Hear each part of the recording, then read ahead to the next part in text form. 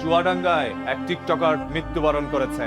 দুঃখের বিষয়, সেই টিকটকারকে দাফন পর্যন্ত করতে দেয়নি কবরস্থানে সেই এলাকাবাসী। এলাকার লোকজনের দাবি, এখানে আমার মা বাবা ভাই বোনরা শাহিত রয়েছে, তাই এরকম একজন উচ্ছৃঙ্খল টিকটকারকে আমরা এখানে দাফন করতে দিব না। এরকম একটি ঘটনার পর প্রত্যেকটি মানুষের হয়তোবা এখান থেকে শিক্ষা নেওয়া প্রয়োজন। আজ যারা সোশ্যাল মিডিয়ার মধ্যে নোংরামি করে ভিডিও বানাচ্ছেন, অশ্লীলভাবে নিজের শরীরটাকে বিকৃতভাবে মানুষের কাছে উপস্থাপনা করছেন, শুধুমাত্রই খদ্দের জোগানের জন্য, একদিন না একদিন আপনার সেই শরীরের পতন হবে।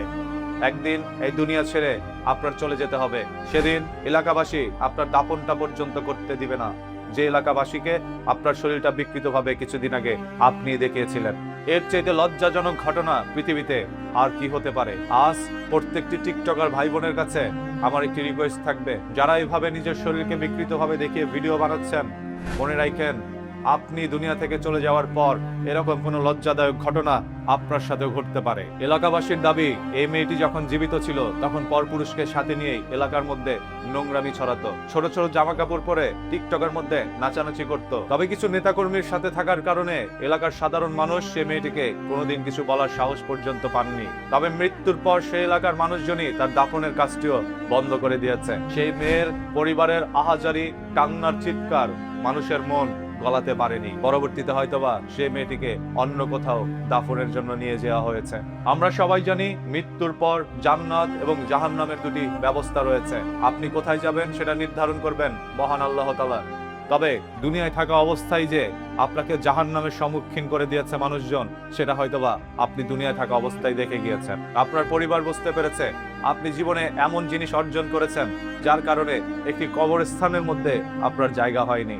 আপনি মৃত্যুবরণ করেছেন, আপনার চাইতে বেশি কষ্ট হচ্ছে এখন আপনার পরিবারের সদস্যদের। হয়তোবা আপনার বাবা মা অনেক স্বপ্ন দেখে আপনাকে জন্ম দিয়েছিল, আপনাকে মানুষের মতো মানুষ করে গড়ে তোলার জন্য কতই না পরিশ্রম করেছে তারা। তবে দিন শেষে আপনি তাদেরকে কি উপহার দিয়ে গেলেন? আপনি তো দুনিয়া থেকে চলে গিয়েছেন, তবে আপনার বাবা মা সারা জীবন এই অসম্মানী নিয়েই বেঁচে থাকতে হবে। আমরা সোশ্যাল মিডিয়ার মধ্যে স্ক্রল করতে গেলে দেখি মেয়েদের অশ্লীল ভিডিও দিয়ে ভরপুর। মা বাবা ভাই বোন সবাই দেখছে তার বোন নষ্ট হয়ে যাচ্ছে, তার সন্তান নষ্ট হয়ে যাচ্ছে, তারপরও কেউ কিছু বলছে না। কারণ এই অনলাইন থেকে জোটে কিছু সংখ্যক টাকা, যেই টাকা দিয়ে মেয়ে নিজেই চলতে পারে, স্বামীর কোনো প্রয়োজন হয় না। স্বামী যখন যাকে খুশি তাকেই বানিয়ে নিতে পারে। এই টিকটক প্রজন্মই ধ্বংস করে দিচ্ছে পুরো একটি জাতিকে।